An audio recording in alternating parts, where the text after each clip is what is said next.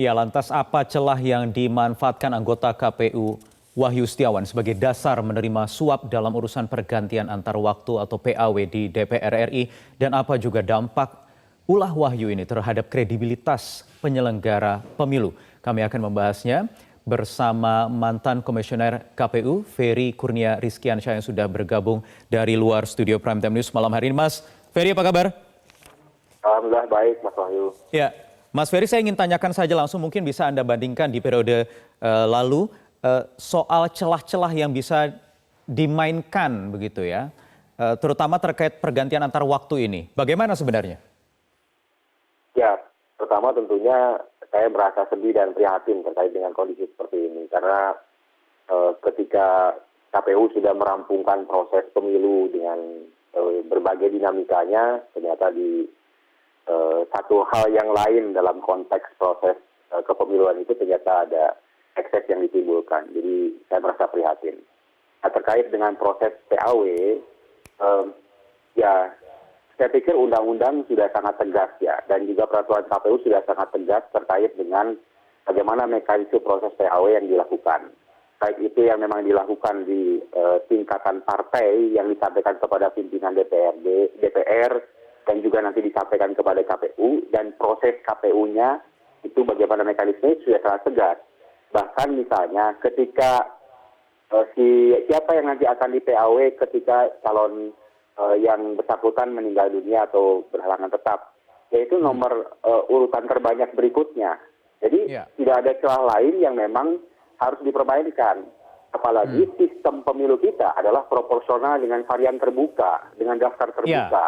Maka suara rakyat juga kan harus diperhatikan. Nah, ini menjadi penting kan kayak gitu terkait dengan soal seperti ini. Jadi sebenarnya kalau konteksnya celah, sebenarnya sangat tidak ada celah terkait dengan soal ini karena sudah diatur sedemikian rupa.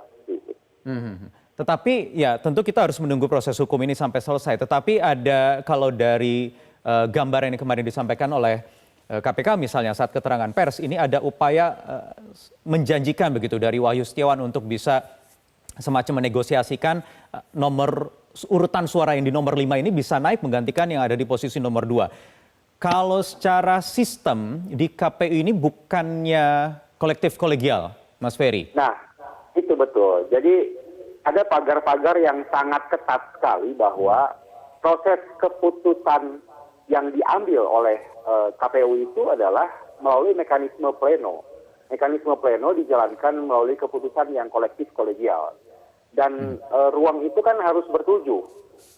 Jadi tidak bisa sendiri kayak gitu. Jadi saya pikir keputusannya memang harus kolektif kolegial. Jadi Mas Ferry, tahan sebentar, kita harus jeda azan maghrib dulu. Nanti kita akan lanjutkan lagi perbincangannya sesaat lagi. Tetap bersama kami di Prime Time News.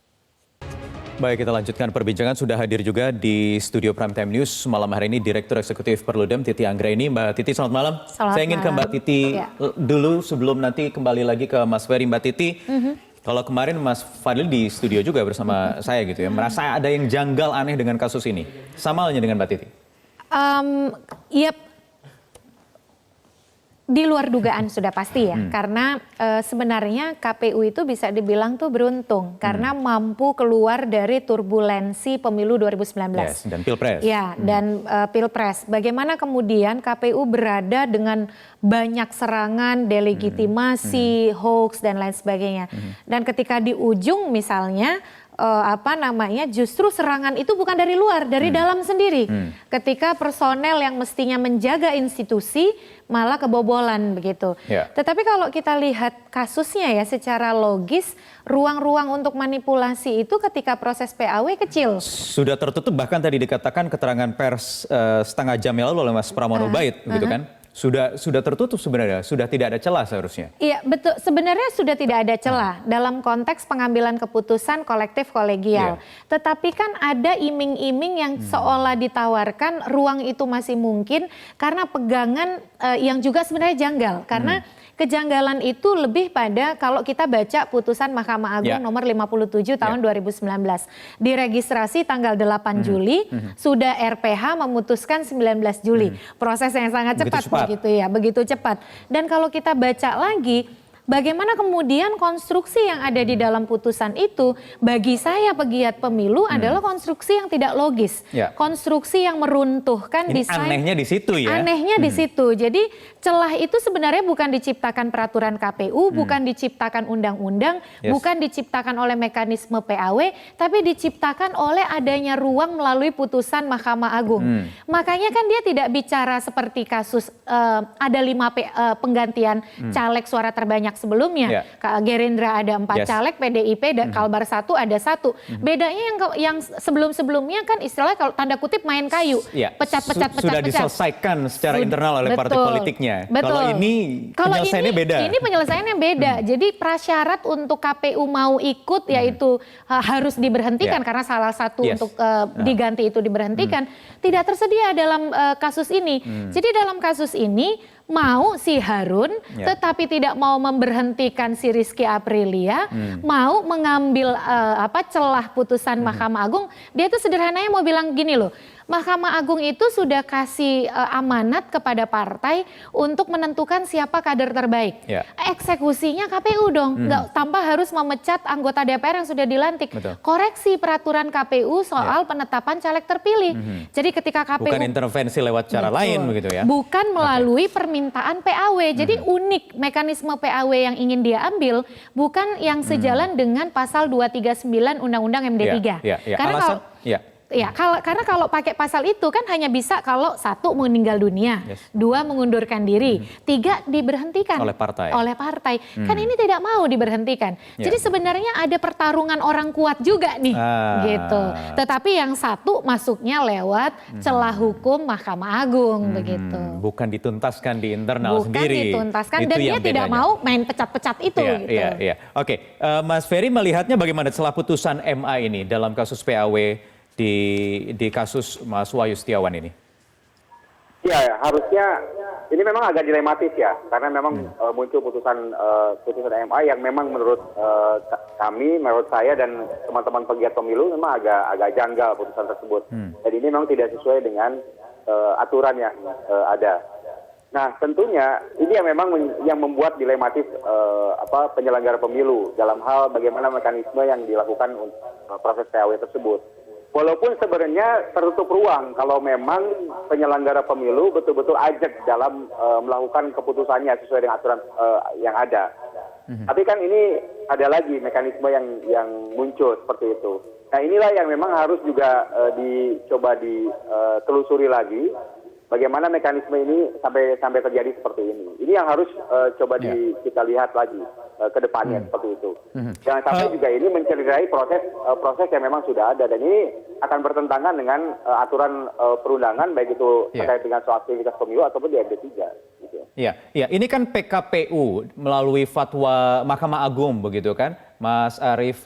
Kemarin juga sudah menegaskan dalam konferensi pers di KPK semalam bahwa pegangannya adalah undang-undang, selama undang-undangnya juga tidak berganti, tidak diterima, tidak ada yang mengajukan uji materi ke Mahkamah Konstitusi, ya akan berpegangan ke payung hukum yang paling tinggi, bukan PKPU-nya. Benar demikian, Mas?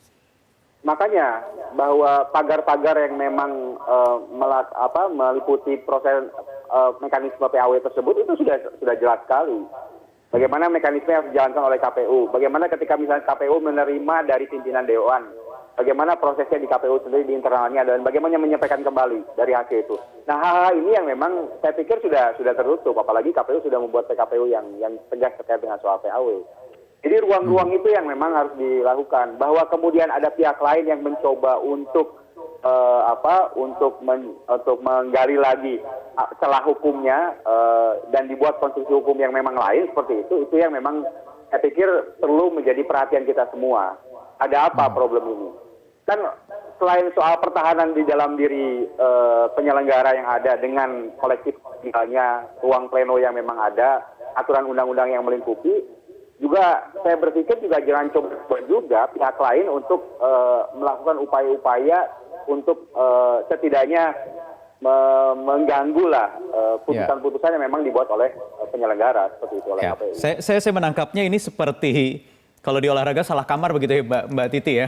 Iya, atau menggunakan pemain lain. Pemain lain, Ya, siapa itu Mbak ya Titi? karena kan gini ya, kalau mekanisme di institusi KPU kan KPU sudah sejak awal, sebenarnya kan permintaan untuk mengganti itu sudah sejak tanggal 31 Agustus. Yes, Agustus. Tetapi KPU mengatakan tidak bisa karena suara terbanyak berikut adalah Rizky Aprilia. Aturan mainnya adalah seperti itu. Tetapi kemudian ada institusi lain di luar KPU yang diajak masuk. Apa institusi itu? Institusi peradilan. Yang dalam kasus penggantian caleg suara terbanyak berikutnya juga dipakai. Tapi ada beda eksekusi. Kalau dalam putusan pengadilan negeri yang digunakan oleh caleg-caleg Gerindra dalam penggantian caleg suara terbanyak sebelumnya, itu kan eksekusinya ada perantara via partai. Partai lalu memecat caleg-caleg yang memperoleh suara terbanyak. Lalu KPU menindaklanjuti karena memang ada klausul penggantian caleg suara terbanyak itu bisa dilakukan kalau diberhentikan atau tidak lagi memenuhi persyaratan karena keanggotaannya sudah dicabut.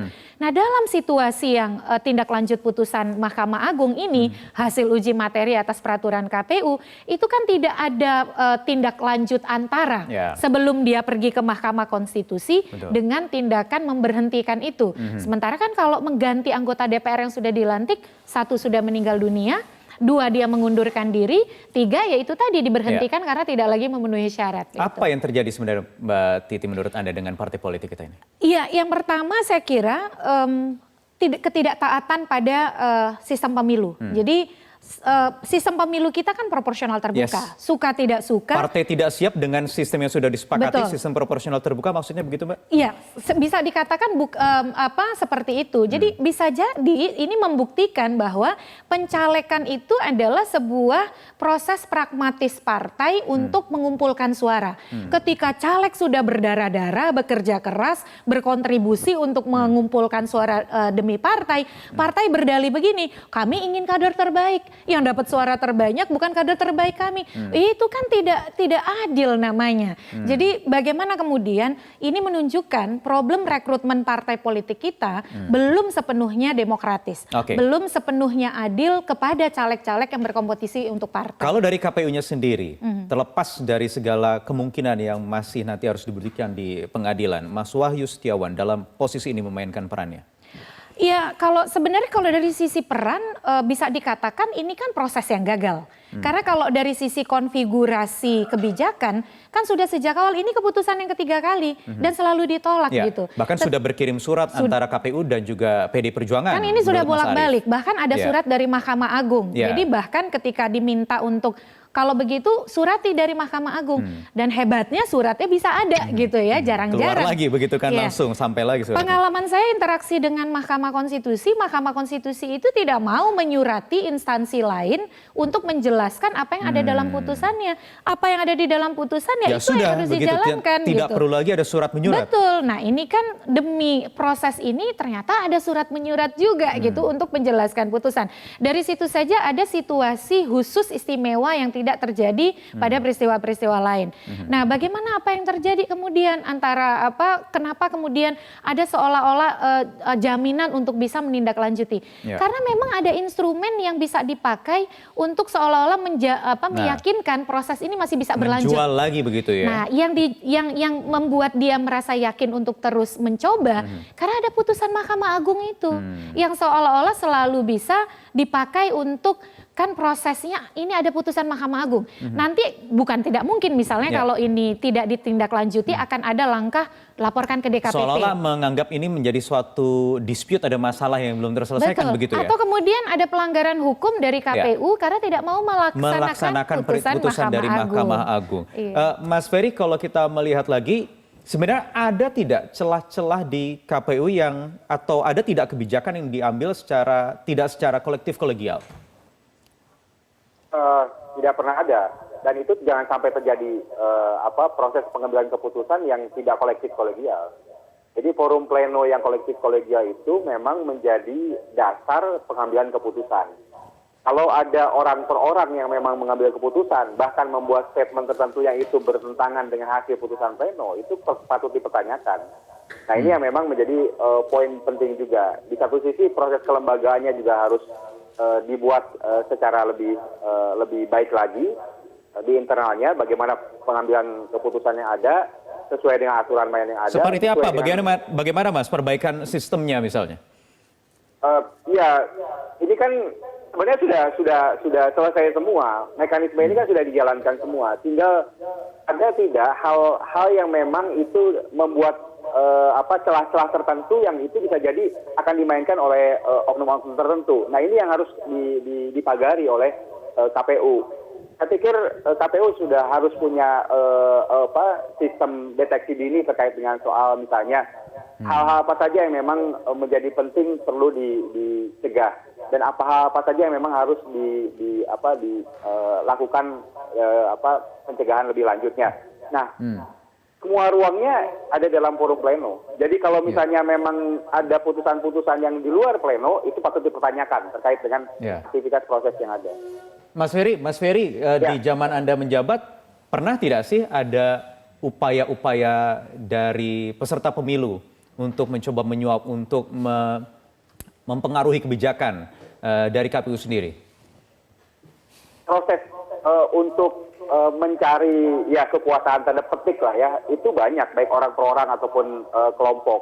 Mulai dari verifikasi partai, mulai dari soal pencalegan, soal seleksi anggota KPU di daerah, terkait dengan pemungutan perhitungan suara dan data kapitulasi, terkait hal-hal lain yang memang ada, ruang-ruang itu banyak yang bisa menjadi rentan bagi penyelenggara. Tapi kalau misalnya KPU-nya betul-betul tangguh dan dia melakukan upaya-upaya memang lebih berintegritas lagi, saya pikir nggak akan ada ruang dan celah yang memang bisa dimasuki, karena memang di pagarnya adalah kolektif kolegial dan pleno tadi, seperti itu. Baik, sistem pencegahan dan juga kembali lagi ke integritas individu. Tetapi terakhir singkat Mbak Titi, siapa yang bisa menjamin integritas individu ini? Justru karena integritas individu itu bisa jebol, makanya kan pendekatannya sistem. Sistem yang harus dibangun untuk mengeliminir agar potensi penyimpangan itu terjadi. Ini sudah dieliminir loh sebenarnya, sudah tertutup ruangnya loh Mbak, tapi masih saja ada. Iya, karena memang tadi ya, berarti kan ada yang masih bocor. Sekarang ini kan KPU punya beberapa layer. Pertama dia punya pengawasan eksternal. Apa itu? Bawaslu, DKPP. Yang kedua ada inspektorat. Tetapi dan ada kode etik, ada kode perilaku. Tetapi kemudian apakah kemudian kode etik, kode perilaku itu punya instrumen penegakan yang betul-betul mampu efektif menjangkau? Misalnya begini, kan memang penyelenggara itu tidak boleh sembarangan ketemu dengan aktor politik. Nah, itu ya. Tapi kan ini kita ketahui bertemu dengan sangat intens, sangat aktif. Berarti kan ada yang salah dalam implementasinya. Oke, itu bisa lagi ditinjau ulang ya. Oke, baik. Terima kasih Titi Anggraini, Direktur Eksekutif Perludem, dan juga bergabung dari luar studio. Tadi ada mantan Komisioner KPU, Ferry Kurnia Rizkiansyah. Terima kasih sudah bergabung bersama kami di Prime Time News.